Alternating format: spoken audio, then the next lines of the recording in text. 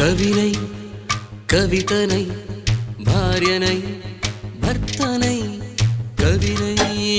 కవితనై భార్యనై భర్తనై మల్లెల దారిలో మంచు ఎడారిలో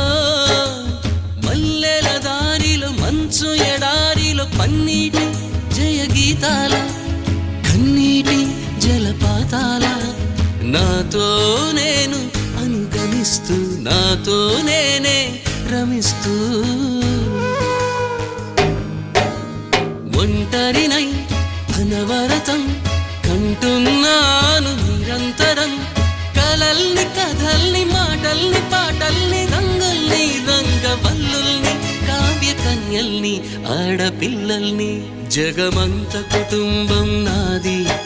ఏకాకి జీవితం నాది